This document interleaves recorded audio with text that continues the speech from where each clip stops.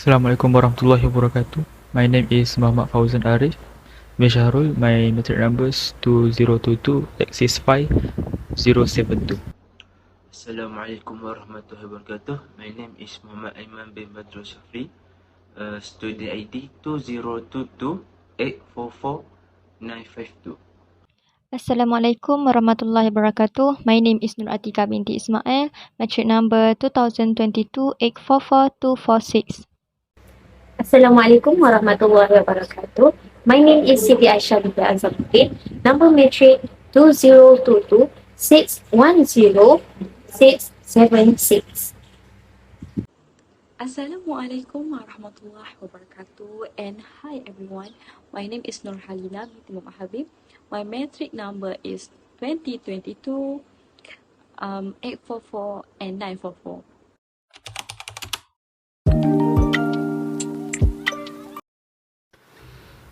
Malaysia has a significant culinary history and is a food-rich nation. So based for that case or issue that we have done analysis in this assignment, there has been a upswing in food crime with offenders going for expensive food like meat and fish.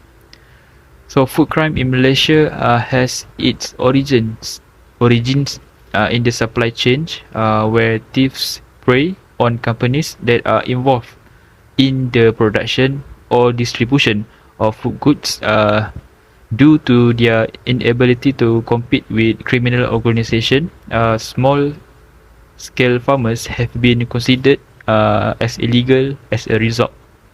Moreover, it has been challenging to successfully tackle food crime due to high levels of corruption in the administration and law enforcement.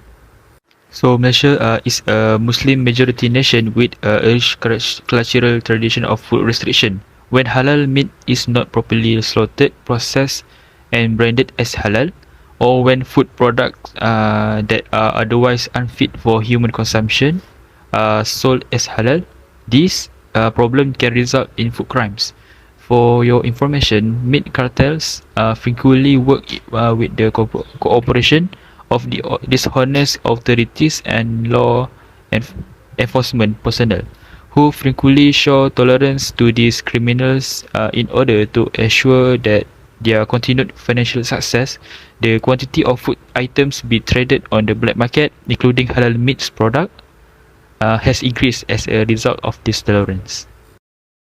So here I am to convey our objective of the case analysis to give better understanding to all of you about our assignment. So we have three objectives. For the first one is to understand the issue in halal food crime of illegal meat cartel. For the second one is to identify the problem in food safety and halal status of illegal meat cartel. And for the third one and for the last one is to find the solution and recommendation of the issue from any aspect. Halal market is growing from time to time.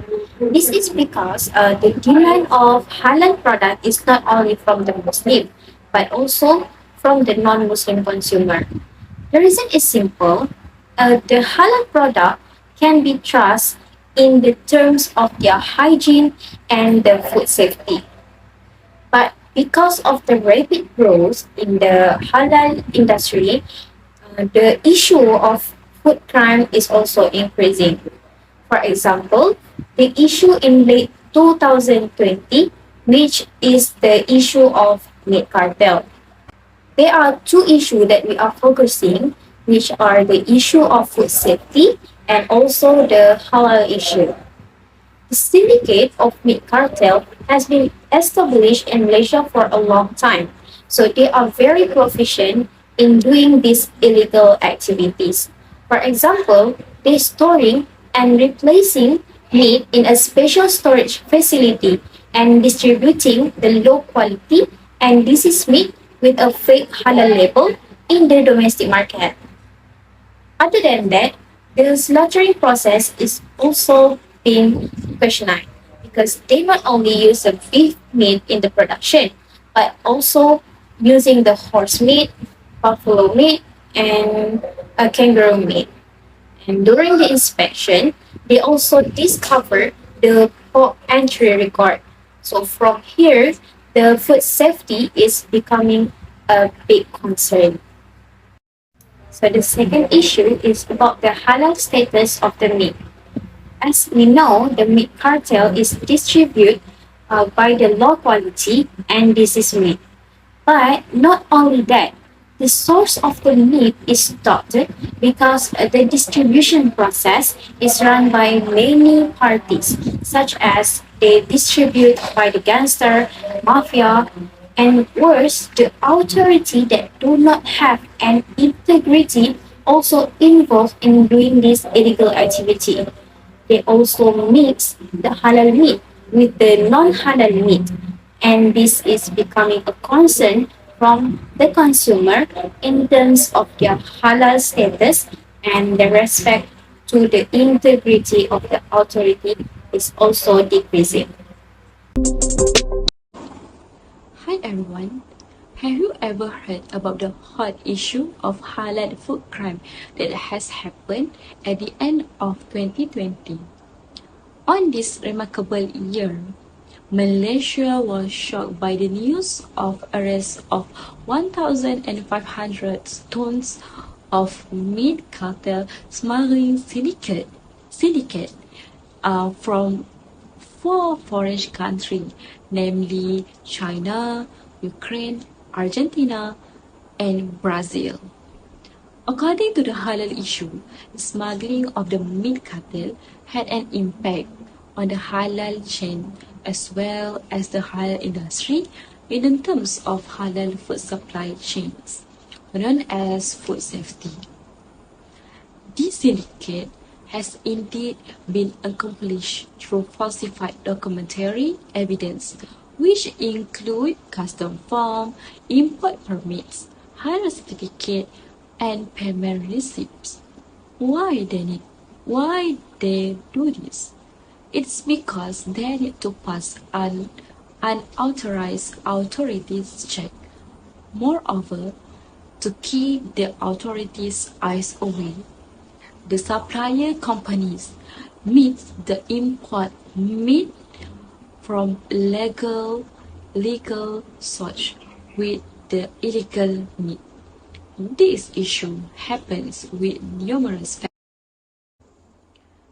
First one is it is because the inadequacy of the country's livestock breeding sector in meeting Malaysian needs, particularly meat that force the country to engage in import trades. Moreover, yes, absolutely, now import meat can meet the needs of consumers.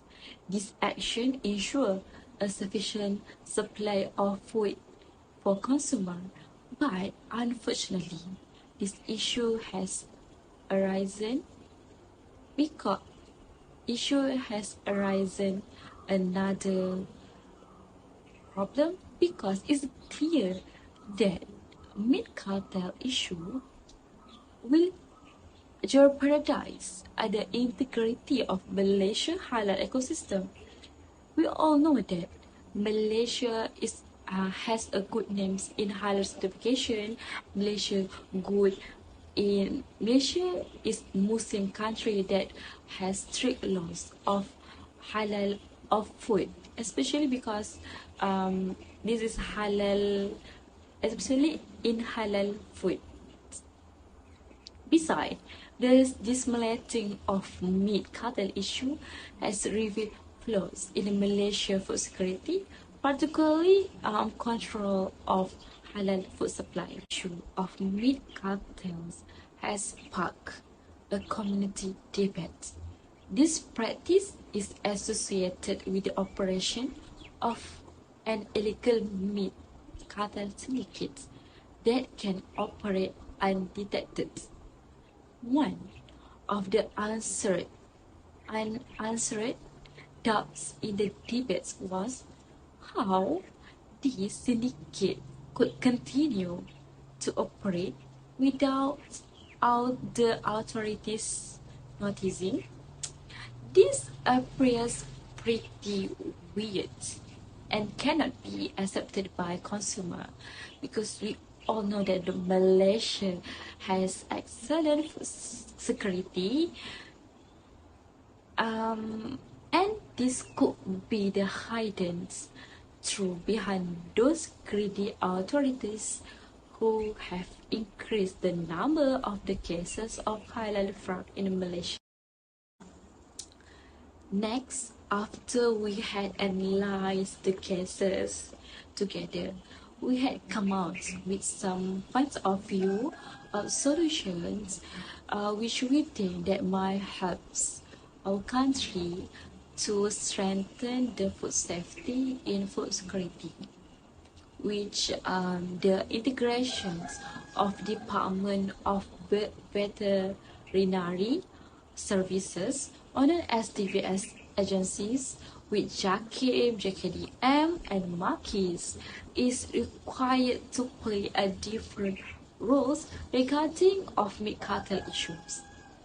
Before before the meat can be imported, the roles of DVS and JAKIM must be fulfilled, which requires the entrepreneur to apply to the DVS.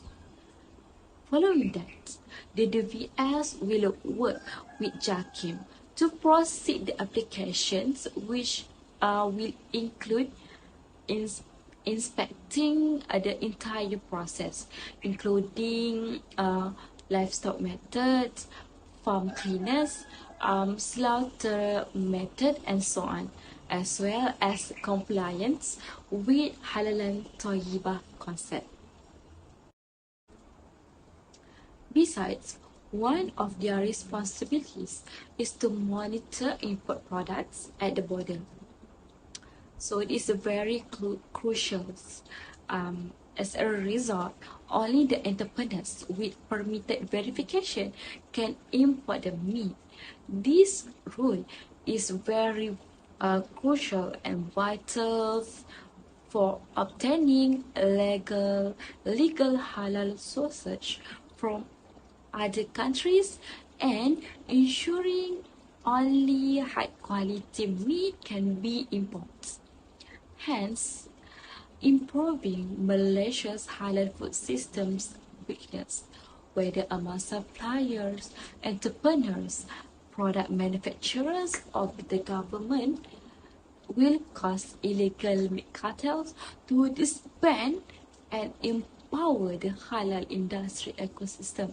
So this time for halal in Malaysia to shine back, to rebuild the names of halal Malaysia.